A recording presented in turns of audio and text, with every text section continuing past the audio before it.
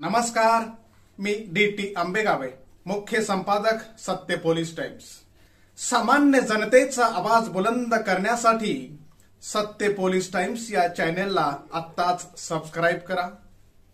राज्यातील महिला आणि मुलींचं आर्थिक सामाजिक पुनर्वसन करण्यासाठी मुख्यमंत्री माझी लाडकी बहीण योजना 1 जुलैपासून लागू करण्यात आली आहे।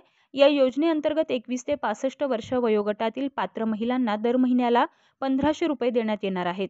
सुमारे 1 कोटी महिलांना याचा लाभ होणार असून जुलैपासून या योजनेची अंमलबजावणी केली जाणार आहे।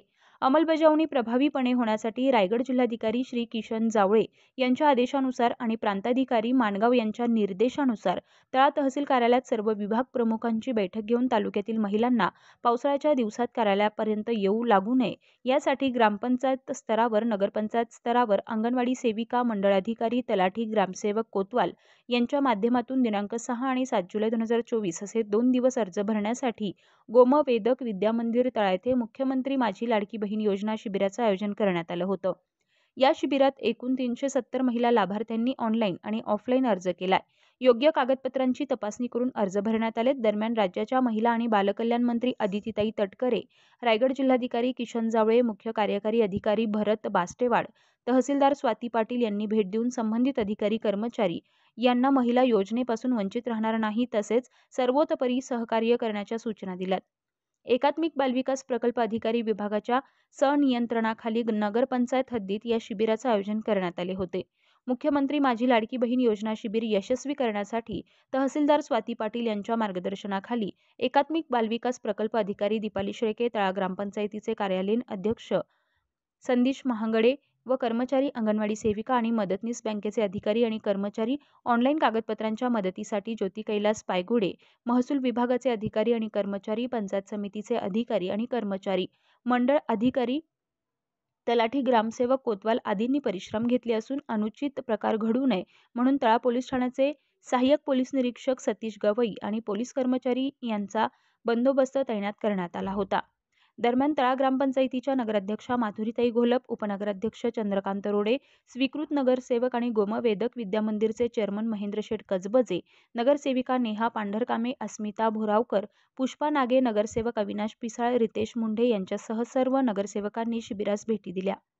मुख्यमंत्री माझी लाडकी बहीण ही योजना जाहीर झाल्यापासून माझ्या राज्यातील माता भगिनींमध्ये वेगळ्या पद्धतीचा आनंद आणि उत्साह पाहायला मिळत आहे। रजिस्ट्रेशन याची नोंदणी मोठ्या प्रमाणामध्ये सुरू आहे।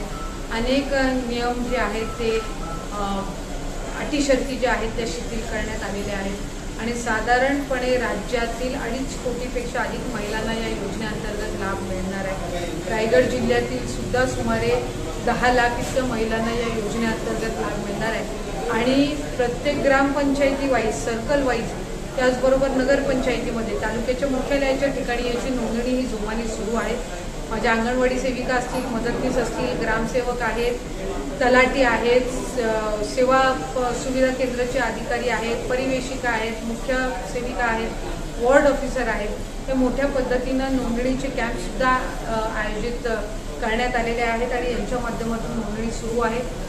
काही लाभार्थी हे स्वतः त्यांनी नारी शक्ती दूत ॲपसुद्धा डाउनलोड करून ते स्वतःसुद्धा अर्ज भरत आहेत आणि मिनिटाला सुमारे 70-80 हजार ते 1 लाख इतके फॉर्म्स आणि ॲप्लिकेशन हे डाउनलोड होत आहेत। त्यामुळे अधिकाधिक माता भगिनींपर्यंत ही योजना पोहोचत असल्यामुळे याचा एक विशेष आनंद आणि समाधान हे आम्हाला सगळ्यांनाच त्या निमित्ताने आहे। या योजनेसाठी कोणती बहीण पात्र आहे आणि कोणती बहीण अपात्र आहे? 2.5 लाखापेक्षा कमी उत्पन्न असणारी, म्हणजे 2.5 लाखापेक्षा जास्ती उत्पन्न ज्यांचं नाही आहे त्या सगळ्या भगिनी या योजनेअंतर्गत पात्र आहेत। पिवळा आणि केशरी कार्डधारक जे आहेत त्यांना आम्ही तुमच्या उत्पन्नाच्या दाखल्यापासून सूट दिलेली आहे।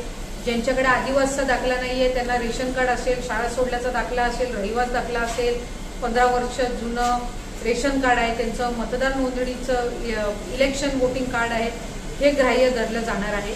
21 ते 65 वयोगटातील स्त्रियांना या अंतर्गत लाभ मिळणार आहे। विवाहित स्त्रियांना मिळणारच आहे, पण कुटुंबातली एक अविवाहित महिला, स्त्री, मुलगी हिला सुद्धा या योजनेअंतर्गत लाभ हा दिला जाणार आहे। 5 एकरची अट शिथिल करण्यात आलेली आहे। त्यामुळे प्रामुख्याने ज्यांचं उत्पन्न 2.5 लाखाच्या कमी आहे त्या पात्र कुटुंबांना, महिलांना या योजनेअंतर्गत लाभ मिळणार आहे। Okay, thank you. सामान्य जनतेचा बुलंद आवाज, सत्य पोलीस टाइम्स.